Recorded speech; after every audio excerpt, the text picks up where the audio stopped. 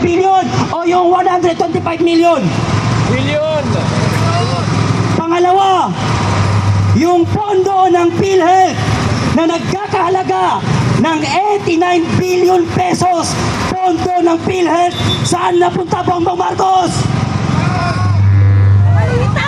Pangatlo, yung pondo ng SS na 62 billion, saan napunta? Pang-apat, yung 250 billion na Maharlika Fund, saan napunta? Anong sabi ni Luistro? Dahil kay Speaker may akap. Putang inang Luistro yan. Dahil kay Speaker may ayuda. Putang inang Luistro yan. Dahil kay Speaker inulan tayo ng baha at pera. Putang inang Luistro yan. Tapos ang kapal ng muka para tanumin at sabihin, simple lang, pag walang kaso, magpakita at sumagot, fuck you. Anong sabi mo? What I did, tinago ko ang aking asawa dahil may kaso at wanted. Putang inang Luistro yan. Ang kapal ng mukha mo. Kahit congresswoman ka, kung kaharap kita, sasampalin kita ng paulit-ulit, gago. Putang ina Luistro yan. I-battle natin. Pinapaikot-ikot nyo ang tao? Hoy mga congressman! Hoy President! John Vic Rimulya at lahat ng ahensya ng gobyerno! Wala tayo sa panahon ni Dr. Jose Rizal para paikutin ang Pilipino! 2025 na ngayon, Marcos! Singot ka pa rin ng singot. Ano ang sabi ng surot? Ano ang sabi ng surot na si John Vic Rimulya? Dahil sinabi ni Mayor si Sebastian Duterte, isang ulo lang ang kailangan, ulo ni Bongbong Marcos. Anong sagot ng surot na si John Vic Rimulya? Alam mo kung bakit ko tinatawag na surot? Kasi yung surot mahilig mangagat ng puwit. Kaya si surot John Vic, yung si surot John Vic Rimulya, kagat ng kagat sa puwit ni Bongbong Marcos. Diba? Para paldo. Anong sabi niya? Support yang si Sebastian Duterte, sabi ni John Vic Rimulya. Paano mo nasabi na support si Mayor Sebastian Duterte? Siguro niyaya mo ng tsupa. At hindi nun. John Vic tsupa! John Vic tsupa! John Vic tsupa pa! John Vic tsupa! Chupaero pala yan. Ang mga katropa ni John Vic Rimulya sa Cavite, yung baklang kalbo na si Kap Nino, grupo ng tsupaero. For your information, surot John Vic, walang Bisayang support. Alam mo kung paano tuliin ang Bisaya? Samurai ang ginagamit pambiyak ng ute. Walang anesthesia, daon lang ng bayabas. Si John Vic nung tinuli, isang drum na anesthesia ang liit ng uten. Nami-personal kasi si John Vic Rimulya eh. Bakit mo pine-personal si Mayor Baste? Yan tuloy, na-personal ka rin.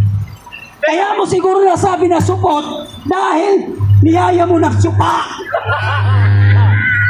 At ang mga Bisaya, para sa kaalaman ninyo, may mga masinggan ng uten. Hindi kagaya ninyong mga support. May pulita. Diba? Ano pa?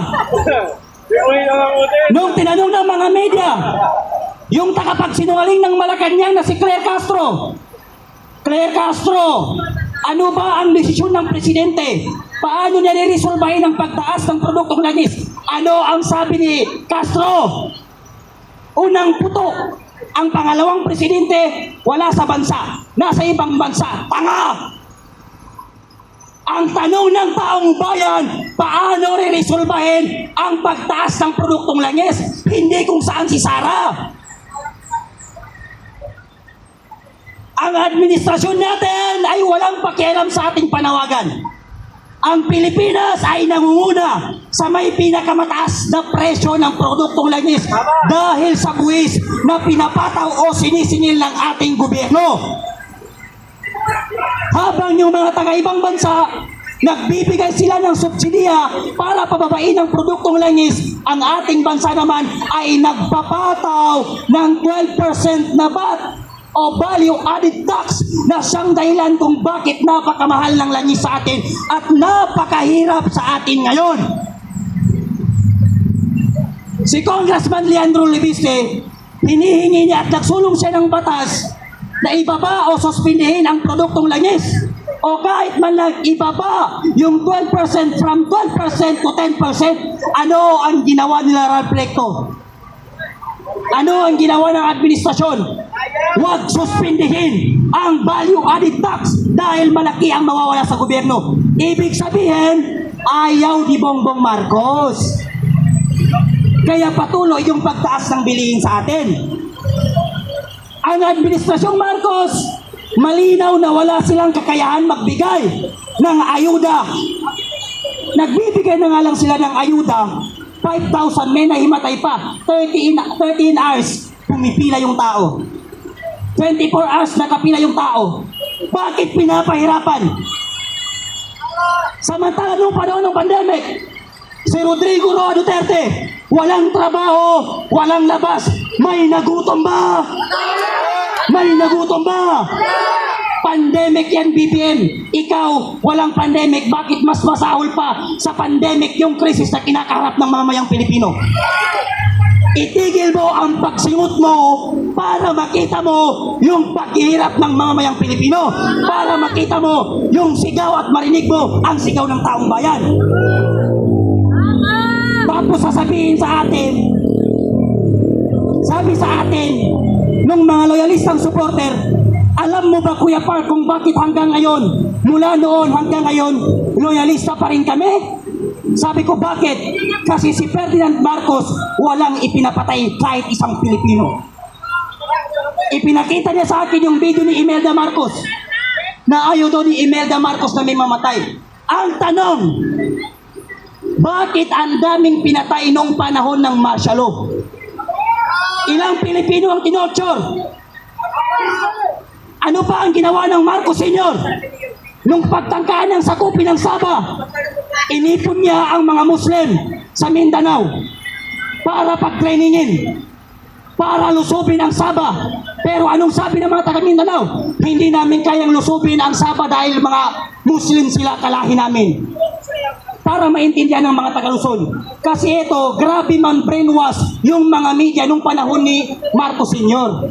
Akala ng mga taga-Luzon, yung mga Muslim sa Mindanao, nag-rebel nila ng basta-basta ng walang dahilan. So ito ang dahilan. Ano ang ginawa ng administrasyon ni Marcos Sr.? Pinapasok ang mga Muslim sa loob ng mosque.